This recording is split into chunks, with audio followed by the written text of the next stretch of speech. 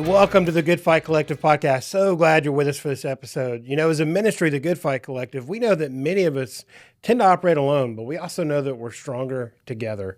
And our ministry wants to help you in that good fight of faith. George, you want to introduce a little bit of what we're going to do today? Yeah, Jason, so excited today. Got a young man with us today that I've literally known his whole life. And I've just watched him grow, watched him develop, and he just brings the joy of the Lord everywhere he goes and into everything he does, gives his whole heart. Just so happy to welcome Andy Archer. Andy, welcome to the Good Fight Collective podcast. Absolutely. Welcome, Andy. Thanks, guys. I'm fired up that I didn't scare off Mr. Dempsey in the 6th grade when he was my basketball coach. Now welcome me onto a podcast here at age 28. So very, very grateful for that. Mr. Dempsey, by the way. It's still Mr. Dempsey. Yeah, still. So. Not even Coach Dempsey. It's Mr. Dempsey. I know. I don't know what that's about, but it's good. Hey, Andy, what kind of coffee you drinking here? I know you love coffee. Jason loves coffee. I'm not a big boy. What kind of coffee you got going on there? Yeah, I got the well, first of all, I got my beautiful custom mug from Perry, and everything starts here, in the mornings. But no, I went with the brownie flavored grounds with a little bit of whole milk and some honey, keeping it simple. There you go. Excellent. Well, I know you love your coffee. Anything you do, I've watched you over your life. You go all in, and that's just really, really exciting. It's just, but it's a great trait that you have about you. You go all in, but you go all in with a smile, and you're just a hard worker. You're a grinder, and you're a winner. And just for our group out there a little bit, just share a little bit about your story so they know a little bit more about Andy Archer. Yeah, well, I appreciate that. I think I'll try and, tell my story a little bit going backwards. That way I can do my best to remember everything because that's definitely been a struggle. But I am right in the middle of my 3rd season of Bananaball, currently with the newest team, the Loco Beach Coconuts.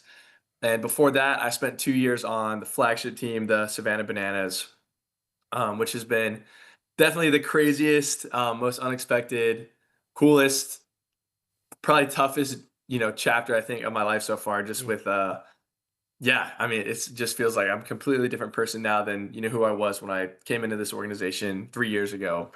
And prior to that, spent 2 years completely out of the game of baseball, working for a hotel on the beautiful shores of Waikiki, surfing every single day and doing junior high ministry. And that's where I learned how much patience you have to work with middle schoolers, which, I don't have to tell you too much about. Thank goodness. That could be its own podcast right there. Yes. But and that was after finishing up my college baseball career at the University of Hawaii. And prior to that, 5 years at Georgia Tech.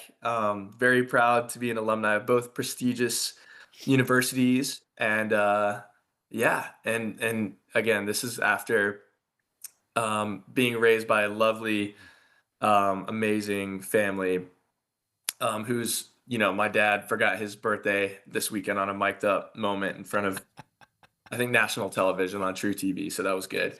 But and then in the 6th grade again, going all the way back, playing middle school basketball for one of the lovely hosts of this podcast. And that's probably the Spark Notes backwards version, and so we could probably hop into each of those a little bit, but just kind of a brief overview of this voice in the sky you guys are hearing right now. Yeah, no, I know that's great. And you definitely have 2 incredibly wonderful parents that are dear friends of mine and my wife's. We traveled with numerous times. And I forgot the most amazing detail was that at the very beginning of my story, when I entered planet Earth, yes, your wife helped bring up upon that event as the delivery nurse for my mother. So thank you. Okay, she was a delivery doctor, so I have to say that. And delivery doctor. Your mother delivered you because she wants us to make sure that we say that correctly. There you go. Yes. Yes. And so, but so my wife was like the first person to ever meet you and stuff. I don't know that I knew that. Yeah. So it's I was really also great. the first baby that I believe she shared in a beverage with. I think. Well, that's another story for Waikiki and what stays in Hawaii. What happens in Hawaii stays in Hawaii. And you have a wonderful little sister that just got married recently.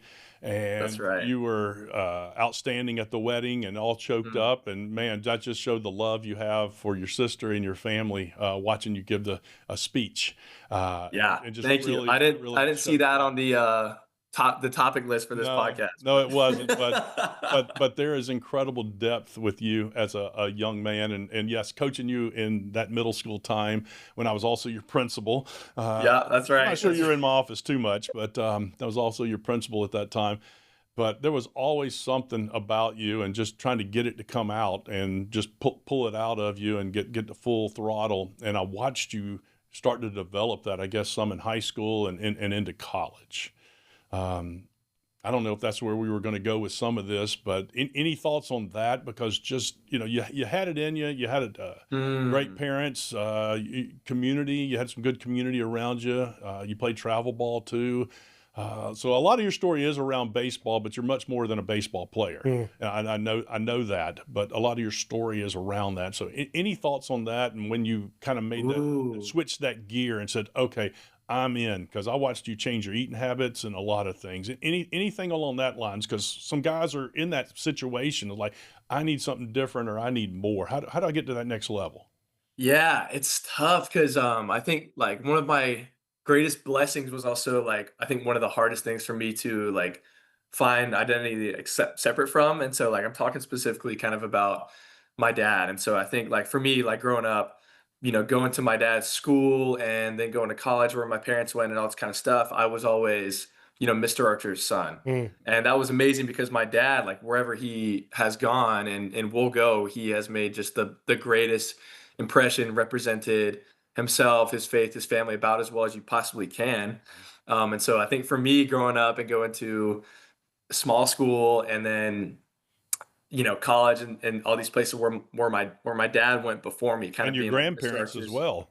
and my grandparents as well. Wow. Yeah, And your mom. another kind of Yeah. layer to that is like, I'm someone's son or I'm someone's grandson, and I think one thing that was, I think mine and kind of no one else's was sports always. And not that my parents aren't athletic, and I'm sure they're watching this. You're very They're grateful for great athletic athletes. parents. Um, but I remember like kind of yeah, walking into the Georgia Tech locker room as 18-year-old, and it didn't matter whose son you were.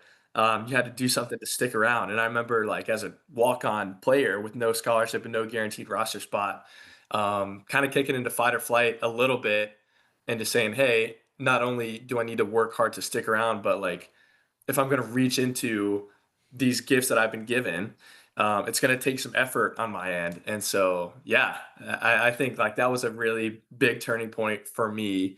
And then additionally, like on the social side, I think like socially, I probably changed a lot when I transferred to University of Hawaii, just Yeah. being somewhere where I knew no one. I was the minority for the first time for sure. And yeah, it was like the most like craziest, probably maybe like scared. I think probably I've been, but that was when I really felt like I came into my own socially, and that was not till yeah 21. So But then yeah, you're kind of out of the spotlight, right? Of all the family yeah, stuff. And it's like you're doing your own thing. for real, and it was great to be out of it for a few years until inevitably, the spotlight came back on, I guess. Uh-huh. Yeah, I remember when you went to Tech as that preferred walk on, and all of a sudden there was like 50 plus 60 guys, and you were just trying to get in that top 35. Yeah. That's right. That's exactly right. Just trying to make that, and then all of a sudden there was an injury later after you had some success. There was an injury, and it's like, okay, we're Yeah. coming back. What are we going to do? And then I'll go ahead and say it. I'll brag. Then you became the Saturday starter for Georgia Tech. Man, what went on in your mind during that setback a little bit? And then we'll get back to Hawaii in a minute because that's an incredible story. Yeah. But what went on a little bit Yeah. during that setback? And man, we're having some success finally, and not worried about being on the team, worried about contributing, and then an injury and working your way back. Mm, yeah. I'll never forget, I was at the Passion Conference 2019, and, I got a call from my athletic trainer, Paul Walkoff, and he was letting me know MRI results from my pitching elbow, letting me know that my UCL was torn, I needed a reconstructive surgery, and the timeline was anywhere from 12 to 18 months for Mm. my recovery. And I guess it came at a good time because I was surrounded by Yeah. a mentor of mine, Connor Beecham, who you guys Oh know my well. goodness. Yeah. And then like this small group of guys that we met, for years in college. We read through Crazy Love, Francis Chan, all these different, Mm, we went through together. And so these were the guys that I received this news with. I won't forget that, mm. which is cool. But yeah, I remember I got the surgery, like my reconstructive elbow surgery the day after my 21st birthday. And it was like that next period, that next like 14 months was what I went in between games was like the loneliest I think I've probably ever been. And I think all athletes that have been through a major injury can relate to being like quote unquote on the team, but not really feeling like connected to the body in more of like a spiritual sense. Mm. Um, because you show up to the field every day, you do your rehab, you do your recovery, you do basically whatever you need to do to get back on the field. But then you have to wait. You don't really get to enjoy the fruit of competing and putting the uniform on and hitting the road with your teammates and playing mafia on the bus and basically all those magical moments in between that as student athletes, those are the moments you remember more than like the games. Yeah. Um, you don't really get to enjoy that. It's kind of taken from you. And yeah, it's a pretty gnarly life experience, to be honest with you. And then right when I kind of come back from that, COVID hit. So it was kind of 2 years without this game of baseball I love so much. Um, Unforgettable experience for sure. Yeah, Sure. that's I probably do love, just real quick, that you marked, hey, you're at this event, you get this really kind of devastating news. But the thing you mentioned as you talk about the news was the community you had around you. Love that, Mhm. dude. Like, hey, this stinks. I don't like this thing that's going on, but also the thing you remember, the guys that were there with you in that, and that's pretty cool. Because Yeah, I think a lot of guys, I know a lot of guys don't have that, and they don't have those guys that they can talk to and process um, the good and the bad, and that's part of what we as a ministry are about, is trying to help people fight the good fight. And I love that you marked that moment of, hey, man, this was tough, but also here were the people I processed it with. yeah, totally. And like looking through a spiritual lens as well, like that's what you just said about like men not kind of having that community or women, or but like I'll speak specifically just from like Yeah. a man's perspective. Like that was true when I was like 18 years old and there was like teammates I felt like I had that like didn't really have that crew to talk to. It's still true now at age 28. Um, that I see like guys, around me, whether that's in the Mhm. locker room or just like coworkers, like with the organization, that I feel like, yeah, like I'm just very grateful that like the Lord's blessed me with the community to be able to like Mm. share burdens with, and at the same time, like guys that I consider peers in the sense of I can learn from them in some ways, but also maybe like I guess like be an example for them in some other ways. And I think that's kind of true friendship, like being the body of Christ. Like some Yeah. guys are the ears, some guys are the feet, and just seeing this beautiful example of the church working together in that. And so that's why we started this Bible study.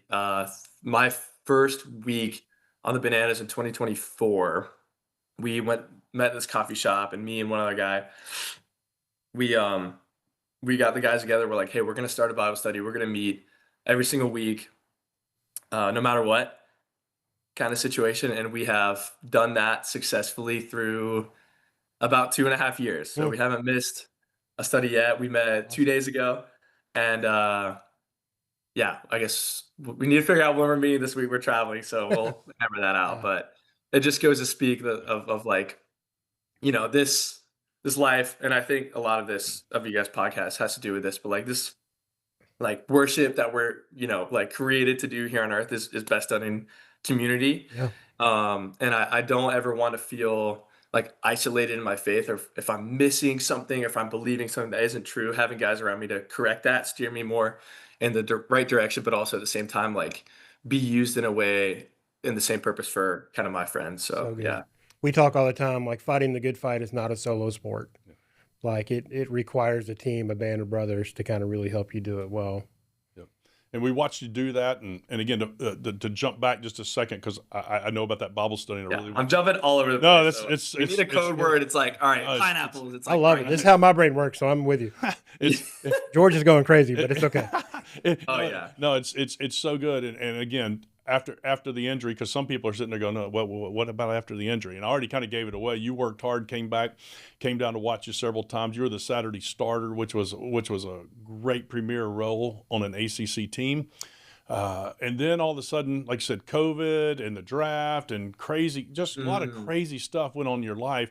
And you had several, and I'm going to skip over a little bit of that because I get tired of the COVID conversation sometimes, to be Mm. honest. But Oh, if you want to go me there, we too, can. bro. I don't. But I know you had several opportunities for grad school because you are a smart young man. You got your degree from Georgia Tech. You had several opportunities at very prestigious universities that wanted you, and you all of a sudden says, I got an extra year of eligibility, Hawaii. I'm going to Hawaii. And then you jumped on a plane with nowhere to live. Okay. I'm going to stop right there and let you pick that up because you talk about stepping out on a little bit of faith. Yeah. Here, all of a sudden, this, as you mentioned earlier, turned a little page on your personality and some of that. Tell us a little about Yeah. that. Well, I think I'll take it like one step back and Okay, just kind please. of Yeah. talk about what led up to me getting on that plane. But a lot of it has to do with conversations I had with the man who would be my head coach, Rich Hill, and just the way that At Hawaii. at Hawaii. Okay. Yes, thank you. And just like conversations we had on the phone that led me to believe that he was a guy who really prioritized culture over winning. Mm. Mm. And when I thought about what my last year of eligibility in college baseball meant to me, it was kind of more of like a legacy, I think, opportunity more than like a, yeah, like an Omaha dream, I think, just because, yeah, it's hard to like exactly put myself back into those shoes fully and just go through back through my brain. But it was the guy that I knew I wanted to play for my last year. It's awesome. And yeah, and not to skip too far ahead, but Coach Hill, a guy who's become, along with my dad and you, for sure, one of the most positive male role models in my life. Mm. No doubt about it. Mm. But yeah, so he convinced me to pack up my whole life, move out to this island in the middle of the Pacific, in faith. Again, after having my heart kind of broken in the MLB draft, Right. just days before, Yeah, because they cut it down to like 5 rounds. I mean, cut it down to, just yeah, just and when you then came out with COVID, went from what was it, almost 20 rounds, and then went to it five, was, I think, and you got 40. 40, and you got a couple of calls that said, "Hey, if you want to come, and we'll invite you to camp." You got those, but so you had a lot of decisions to make, and I know your dad, your mom, and you got a bunch of folks, and even the new Coach Hill gave you great advice. Yes, definitely, definitely. And yet, the cookie crumbled in a way to send me back to college, Right. which I'm grateful for. So yeah, get on the plane, with nowhere to live because the draft was so close to the start of school. It was like, uh, yeah, like I need to register for classes, like kind of situation. I thought I was about to go Yeah. down to Tampa or something, Tampa Bay Rays. Um, but no, I'm going back to school. So yeah, and again, this is at a time where I was doing my first ever cover to cover read of the Bible.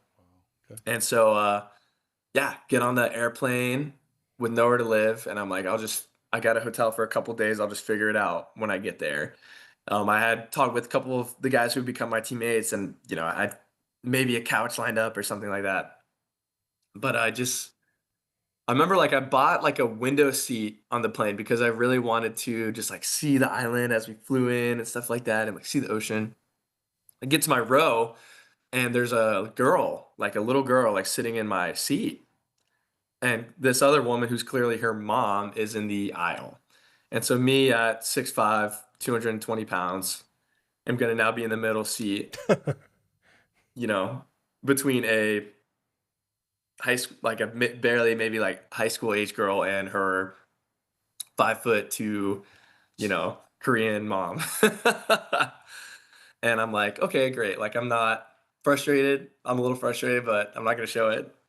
And I just sit down and I just open my Bible, start reading because I'm like, all right, okay, like First Chronicles, I gotta grind through it. And yeah, so this woman, she taps me on my shoulder. She's like, "Oh, it's pretty cool that you're reading the Bible. Like we're believers too. It's cool that like a young man would like be reading his Bible." We start talking, talking, talking the whole flight, hours and hours and hours and hours. And yeah, at the end of the flight, I was kind of like, "Oh, cool. Like what? Do you guys have any recommendations for a place to live? I don't have anywhere lined up. do you know any friends renting or where should I be looking? And she's like, oh, we have an open room like at our house. You can just come move in. And I was like, oh, what? I don't know. Like, you got 3 kids. I don't really know you super well. I just met you kind of situation. And she was like, oh, just no, no, no. You got to come in. Like, you got to come check it out. I was like, oh, fine, fine. I'll just come check it out. I'm thinking I'll just go check a box, maybe like make a connection. Long story short, checked it out the next day, moved there that night, and lived there for the next like several years. Wow. And yeah, like that family became my Hanai adopted family, and these 3 little kids became my Hanai siblings. And I remember teaching like Philip, who would become my you know basically adopted little brother, like how to shave and do all this kind of stuff. And they just took their driver's test like this Tuesday. And yeah, it was just like this kind of welcome to the family. But like for me, just like a moment where God was like, okay, like this is kind of exactly where I want you. Mm. I'm gonna give you this little glimpse into it. I don't have to do it, but I'm gonna do it anyway. Kind of cool little situation. So yeah, pretty crazy story. Yeah, so you had some great confirmation just right off the bat, but let's not overlook you were being obedient and faithful. I Mm. mean, you were stepping forward to fight the good fight of faith. Hey, I'm going to take this with me. I'm going to fly out of Atlanta and go to Hawaii, and I'm going to take this good fight of faith with me. And then God just immediately gives you a pop of fruit, and with a lovely, wonderful family, and you show up at University of Hawaii, and I know the impact you've made there, especially with coach, and you go back and you in the off season you live there and you coach some of the little kids, and just tell us a little bit about that, the community you've developed in that sense. Yeah, it was for me, it was it was a breath of fresh air on the sports world because coming from Georgia Tech at the time, this is in no way like disrespectful towards anyone, but like no one came to our games. We had this amazing facility. We were a top 25 program, and we had a couple parents at every game, and that was it, Yeah. less than 100 people every game. And I'd come and And make you, I'd come and make you hug me in front of everybody. So yeah, yeah. that was a little awkward, right, for you? The security would be like, "Yo, Archer, who's that guy?" Like, the whole It's that game. Atlanta Like, traffic. No one wants to go to games. right. And no, no, no. But then I go to UH, and again, mid-major program, selling out every single game, whole Wow. island shutting down to 5,000 people, a night at our amazing, amazing stadium. Beautiful stadium. Um, and every Sunday at the home games, like we would have all the little leagues out to like be on the field with us before the game, play catch after the game. After the game, hundreds of people out there waiting for autographs after, and I'm just like, what is this? Like Mm. this is I've never, but it was community. It was like the kids that grew up watching UH baseball. It's like the cycle, like the kids like they grow up playing baseball, loving baseball, going to UH games because there's no pro sports, having this vision of like, wow, like I want to be in those shoes one day. Growing up, like making it to UH, putting on that uniform, having like the pride of like, wow, like this was my dream. And then creating those same experiences for younger kids to, yeah, like foster love for the game and like excitement to play for UH. And I had never experienced anything like that. Mm. Not true. There was one time I had, and it was with Jeff Francoeur, actually, like at age Yeah. 8 Yeah. or something like that, where I had a moment where I was in the Braves dugout and Jeff Francoeur stopped his day, came over, said hey to me, asked, I was wearing a baseball hat for my team. He asked me about my team. And then another cool full circle moment is like being Jeff Francoeur's teammate on the Bananas for a day, telling him that story, Mm. They'll have to showing him the check picture, and out, just yeah, like, they'll have to check out your social media. You posted those side by Yeah. side I of you remember as a that. young Yeah. child and then sitting with him again. That was amazing. yeah, yeah. But it was like this cool moment. It was like just this beautiful picture of like, yeah, what community, on Oahu looks like. And I was just so grateful that my teammates had taken me in, showed me the way that I felt like I kind of felt like, I guess, led into the circle in a way. Yeah. And that created not a debt in any way, but like an obligation to like, yeah, shoulder the burden, like do my part to like grow baseball on the island. And I think going back with a bunch of my former teammates every year, putting on a camp, doing pitching lessons, like getting tickets for people coming to watch me play, like in Vegas and San Diego, all this kind of stuff. Um, it's just been cool to, again, not pay back a debt, but just like do my part, I think. That's cool. Yeah, so it's very, very unique. And any kid that has UH on your radar, cannot recommend it Mhm. enough. But again, Mr. Dempsey, it's like what you said about going all in. It's like the experience is not show up, go to practice, and go home. It's like, you know, be be the kind of like role model and teammate, that like it takes to keep like a yeah, like just to keep the love of the game going and to foster it and the next generation of players. That's so cool. How does a guy that grew up in Metro Atlanta and went to college in Metro Atlanta, you're a surfer now. Obviously, you live. Yeah. That's like it's like when someone loves ice hockey and they're from Georgia, and you're like, "Did you play hockey? Like, where are you from?" Because it's like it's not what we do in our culture, right? Like, tell me about surfing. But don't tell them about me trying to surf because that wasn't pretty. Yeah, yeah. You're a really Yeah, good surfer. I might Yes. need to hear that offline. No. Yeah. Surfing, it was always something I was really enamored with. I just thought it was really cool. And my head coach did it, and I wanted Hmm. to, again, yeah, go all in, like experience Hawaii culture. And part of that, a huge part of that is surfing. So I remember calling my coach and saying, "Hey, I see this board, this used board. I really like it. Will you come with me to check it out and maybe buy it?" And I was like, "Be here at this time." I show up 15 minutes early. He's already there talking to the store owner. He's like, "Hey, you're gonna buy this board." I was like, "Okay." Like he just made my decision for me. Still have the board today. This was 7 years ago or something like that. And because I felt like I made like a personal investment, like the board was not cheap. I think it was like $500 board.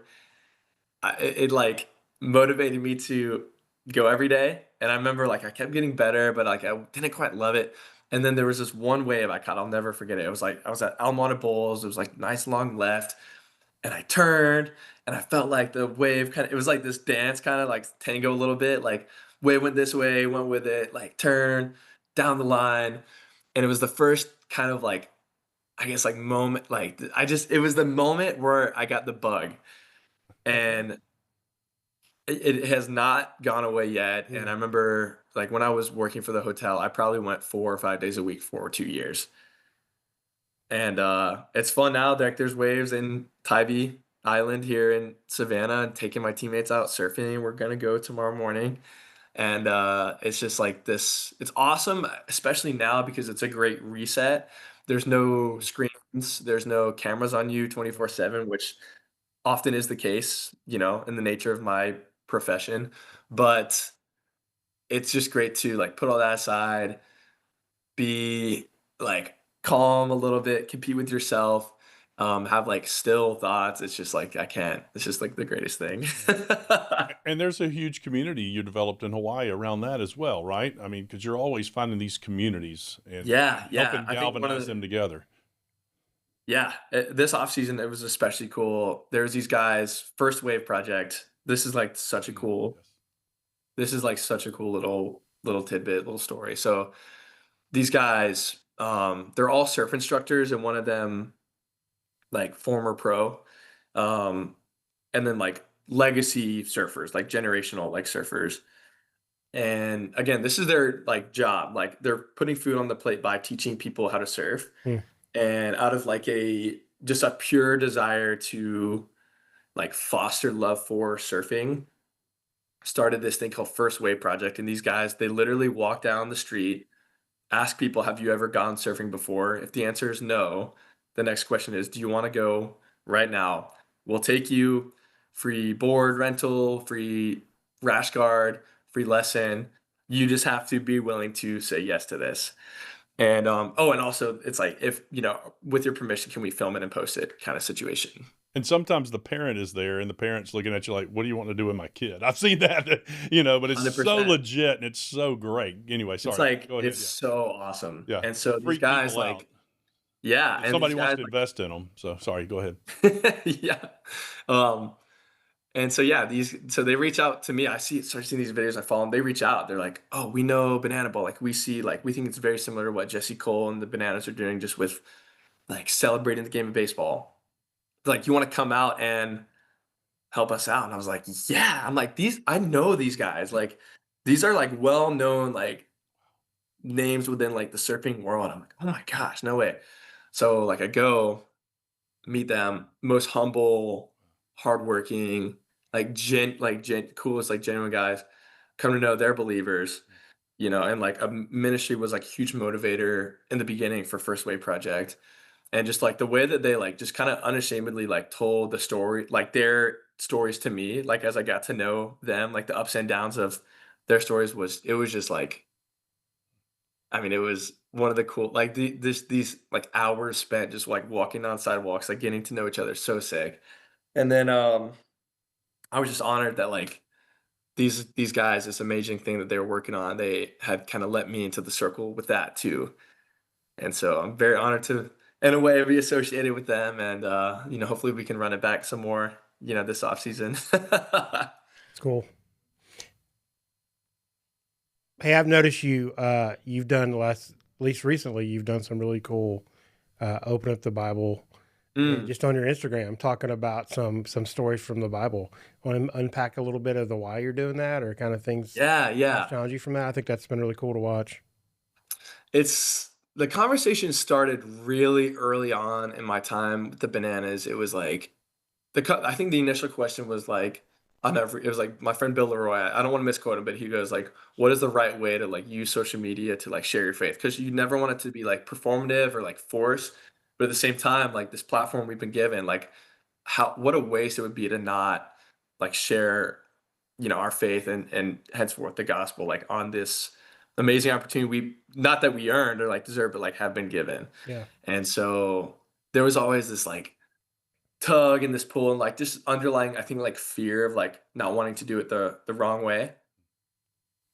And yeah, I think it really kind of clicked for me this offseason. I feel like some conviction to start doing like some Bible studies on social media and like asking friends and like, what should I do? I'm like, my first idea was like do like a chapter in 90 seconds. It'd be like the first 30 seconds would be like an overview, next 30 seconds would be like some interpretation and then like some application. But I was like, no, because there's just no way like I could do an entire book of the Bible with 90 seconds per chapter. There's just no way.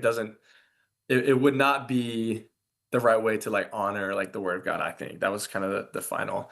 But then I was like, I'm spending so much time reading the Bible. I need to like there's so many like cool stories within the Bible that like people didn't know that just kind of always end up like pointing to the gospel. It's funny, we studied like Hebrews 11 this past week, mm, and it talks about like the hall of faith, like the heroes of the Old Testament, Moses and Abraham and all that. But there's one really cool tidbit in there about Moses. It says that he he chose to, oh, don't misquote, but he said it said he chose um he forsake like an easier life for the sake of Christ, mm, instead of like the fleeting pleasures of sin. But again, this is Moses who was like 14 or 1500 years before Jesus doing things for the sake of Christ.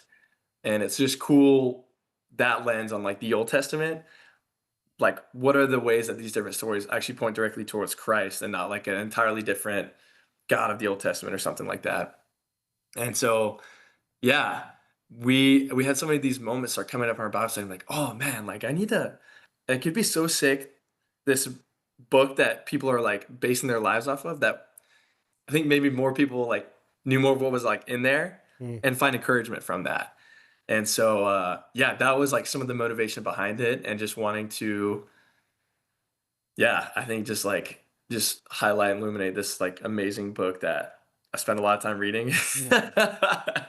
and try to, yeah, I think just like share some of the stuff that's been popping out of the page at Yeah. me, and kind of time reading it. Yeah, Yeah. Well, Andy, you always bring excitement wherever you go. You bring that big smile on your face. Here's a little side question. What is a quiet moment, or is there any quiet moments for Andy Archer? What was a quiet moment look like yeah. for Andy?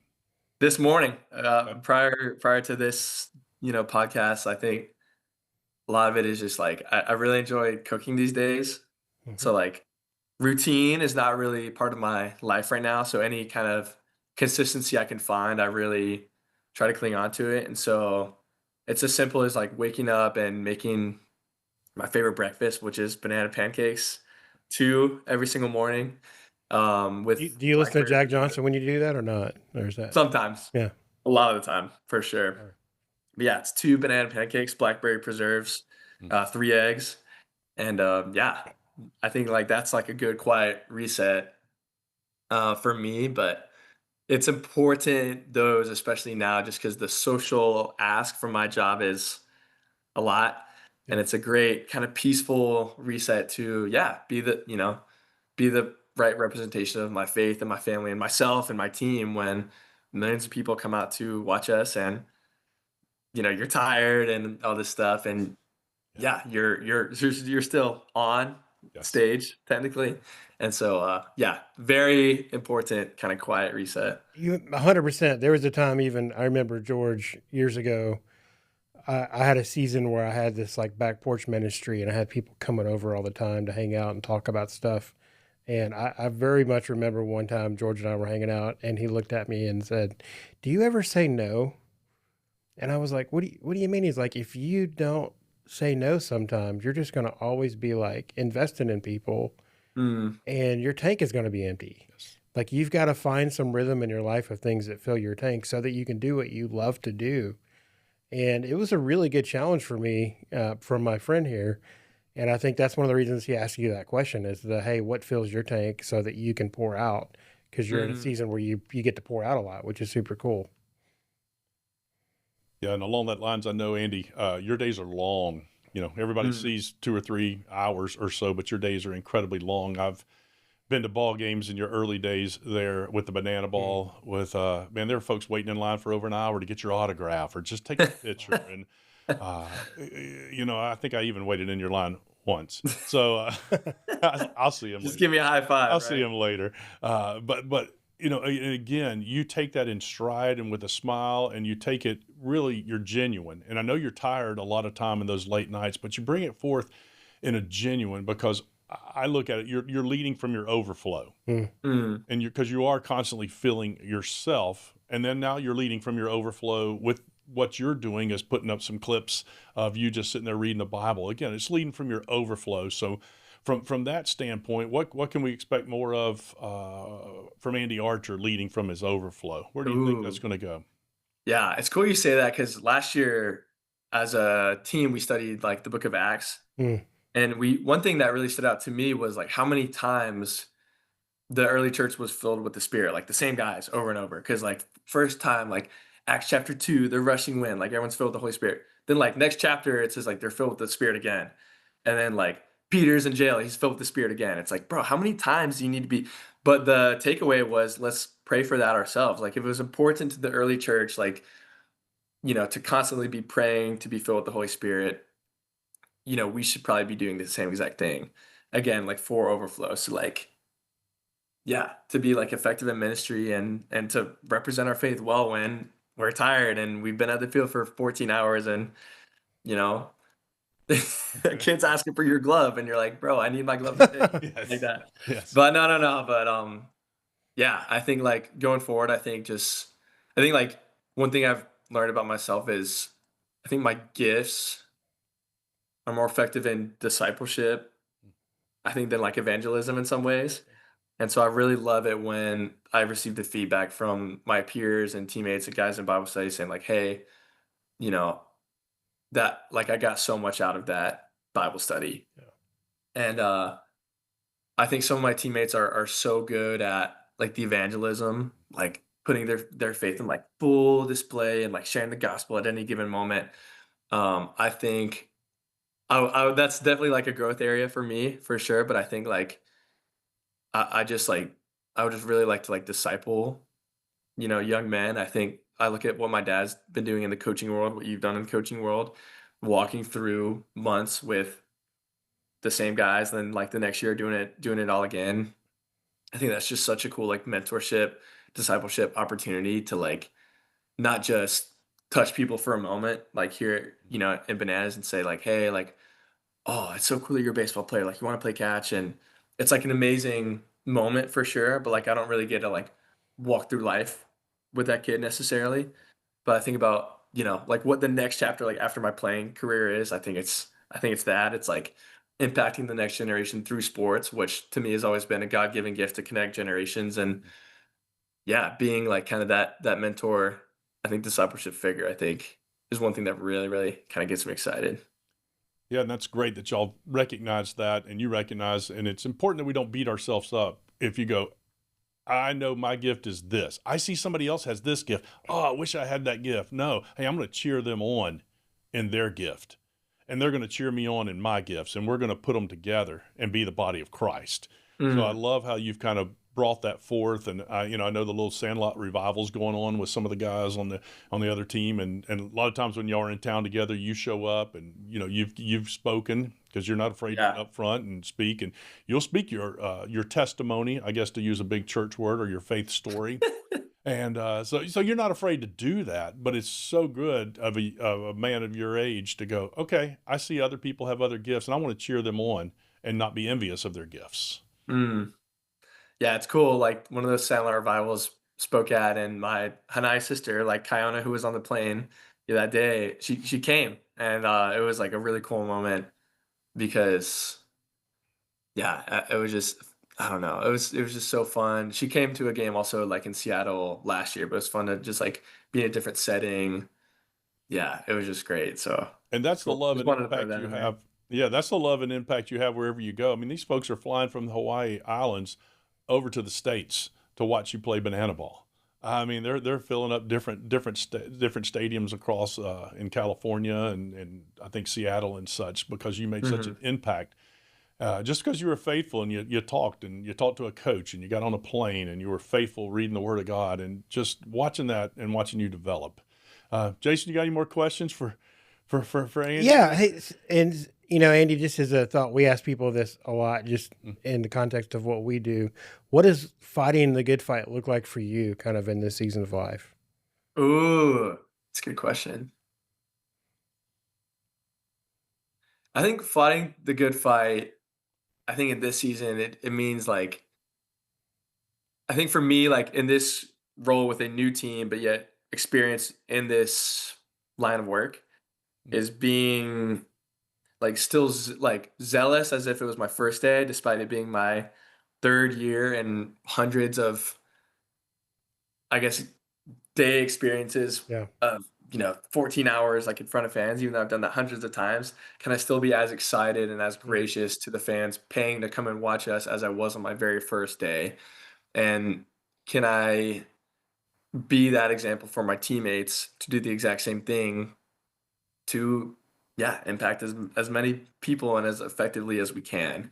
Finding the good fight, yeah, is like more of a consistency Yeah. day to day thing than I think just like show up and like land my haymaker punches. Mhm.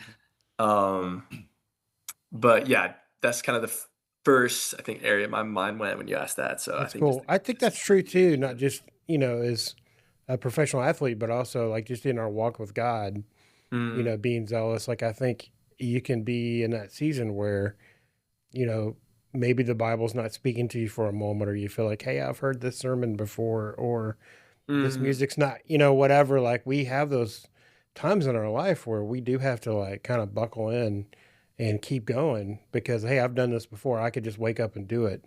And it's just, but to be zealous about it, I love that you use that word, man. That's a whole mm. different thing. Like to be, that's super cool. And that's a cool challenge. It's almost that day to day sometimes, and it's not a grind; it's a joy to go before the Lord.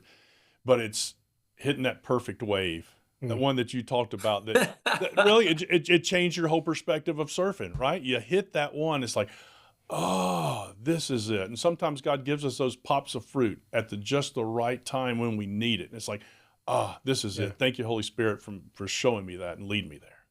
Yeah, but at the same time too, and not that you disagree with this in any way, but like if you don't get that pop or that confirmation, are you still going to, Absolutely. Jason, kind of like you said, like be consistent and Yeah. show up every day? And like the question we talk about this as a group, our Bible studies, like if God doesn't do one more thing in my life, am I still going to praise Him? Mm. It's good. And like that's when the community is so important because like your community is going to remind you of like all the good that God's done Yeah. when you like when it's hard for you sometimes.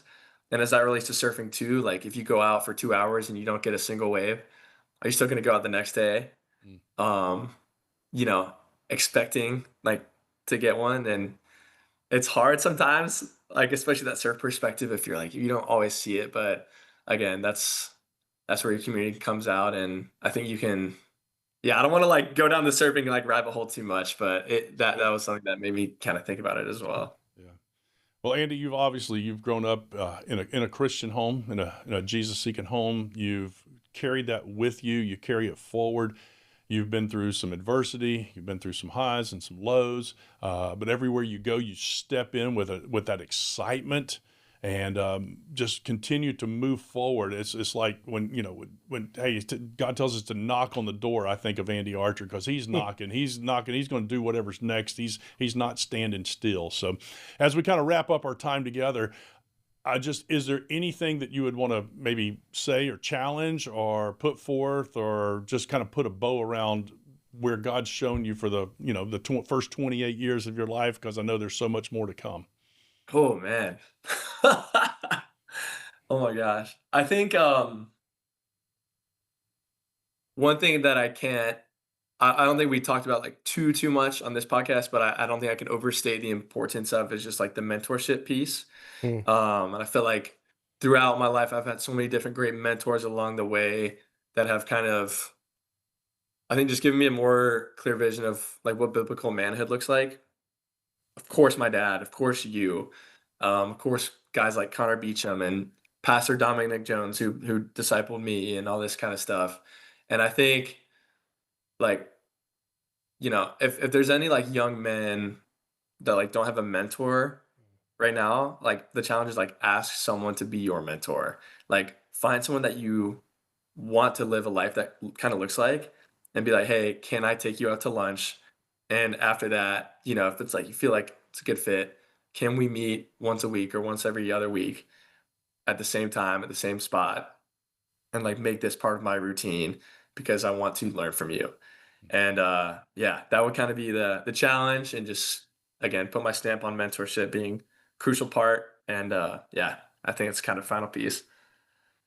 Yeah, no, that's a great word there. And at the Good Fight Collective, we always ask persons that says, hey, listen, if you don't know who to ask or you don't know how to take that next step, reach out to us. Yes. Reach out to us and we'll help get you connected or we'll connect with you along those lines. So Andy, that's incredible. And it takes me back to when I met with your dad for 4 straight years, every Thursday morning. I remember that. Every Thursday morning we met for 4 straight years back when you were just probably in diapers. Okay, I just had to say that. So, and it just helped shape my life.